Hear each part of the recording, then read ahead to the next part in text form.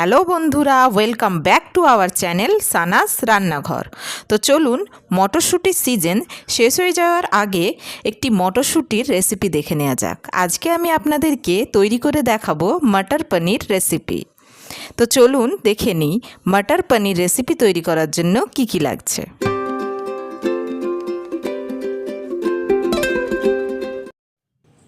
প্রথমে আমি পনিরগুলোকে কেটে তাতে নুন মাখিয়ে নিচ্ছি।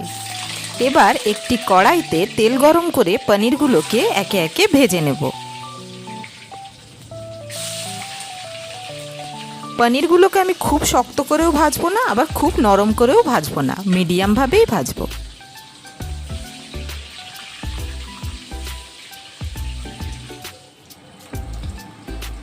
এবার এপিট ওপিট করে উল্টে নিচ্ছি।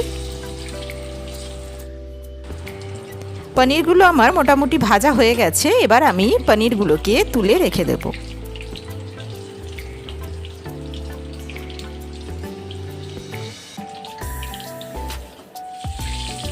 এবার ওই তেলটার মধ্যেই আমি দিয়ে দিচ্ছি তেজপাতা, পেঁয়াজ কুচি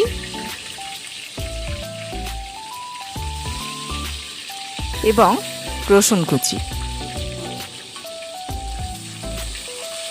ভালোভাবে এটা আমি কষিয়ে নিচ্ছি।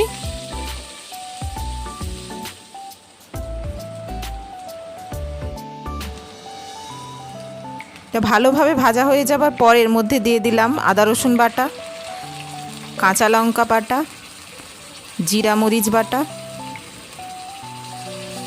দিয়ে আবারও ভালোভাবে মশলাটা কষিয়ে নিচ্ছি।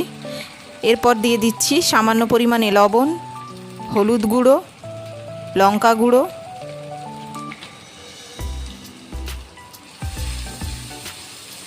এবার সমস্ত মশলাগুলো দিয়ে আমি কষিয়ে নিলাম। তারপর দিয়ে দিচ্ছি কেটে রাখা টমেটো।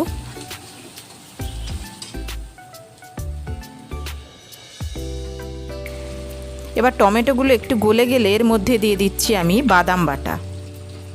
আপনারা কাজু বাদামও দিতে পারেন। এবার আবারও মশলাগুলো আমি ভালোভাবে কষিয়ে নিচ্ছি। এবার এর মধ্যে দিয়ে দিচ্ছি সামান্য পরিমাণে চিনি। ঝোলটা আমার মোটামুটি ফুটে গেছে। এবার এর মধ্যে দিয়ে দিচ্ছি জল। তারপর ভাপিয়ে রাখা মটরশুঁটিগুলো এর মধ্যে দিয়ে দিলাম।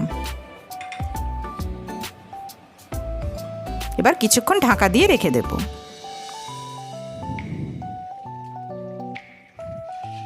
এবার এর মধ্যে দিয়ে দিচ্ছি ভেজে রাখা পনিরের টুকরোগুলো।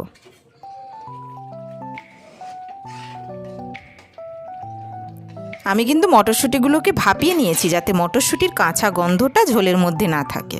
আপনারা কাঁচাও দিতে পারেন।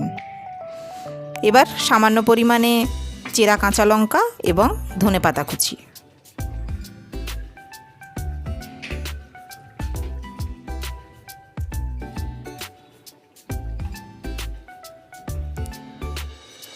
এবার সবশেষে দিয়ে দিচ্ছি গাওয়া ঘি।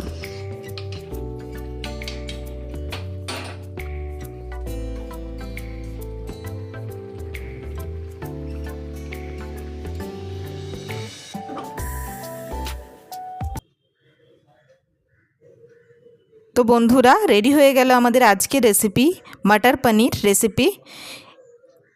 আপনারা অবশ্যই এটা বাড়িতে ট্রাই করে দেখবেন।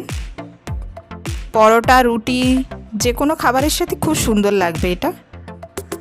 আপনারা যে যেখান থেকে দেখছেন অবশ্যই আমাদের ভিডিওগুলোকে লাইক করবেন, আমাদের চ্যানেলটিকে সাবস্ক্রাইব করবেন।